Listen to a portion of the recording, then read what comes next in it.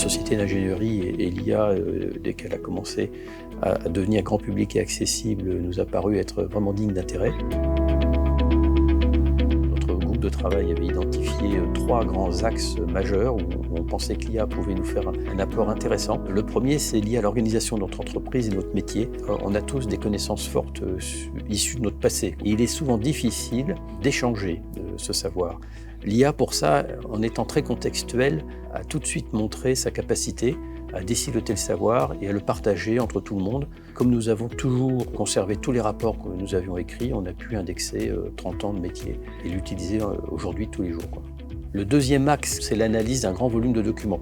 L'IA permet de faire un très bon travail de tri sélectif par rapport à des critères contextuels, où on devient plus un vérificateur qu'une petite main qui va rentrer des chiffres et qui a également toutes ces possibilités d'erreurs manuelles en ressaisissant des chiffres. Et puis le troisième axe stratégique que nous avions défini, c'était de travailler le maximum d'informations à réception d'une nouvelle mission, d'avoir une vision déjà de toute l'information open source disponible sur une affaire.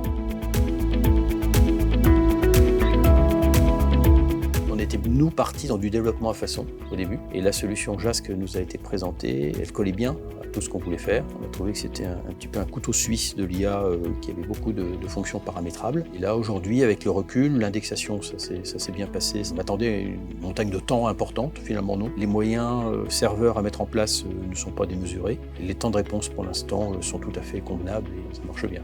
On n'a pas eu de contraintes.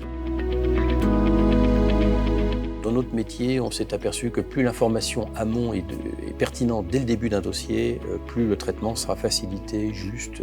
C'est de travailler cette information amont de façon à ce que nos experts aient le plus rapidement possible une information large, pertinente sur un dossier.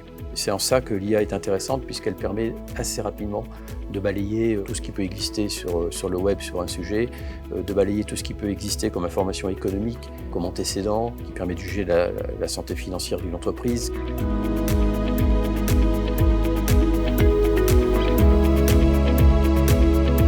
Aujourd'hui, on a tous les indicateurs sous les yeux pour dire que l'IA est entrée dans notre monde.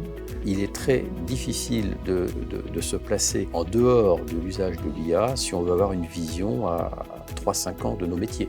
Le métier du conseil doit s'adapter avec l'apparition de l'IA ou sera mangé par l'IA. En faisant un outil et en faisant mieux que ce qu'on faisait avant grâce à l'IA, on survivra. Si on ne fait rien et qu'on se place en concurrent de l'IA, on peut, pour certains métiers en tout cas, où on fait des travaux simples, on peut disparaître.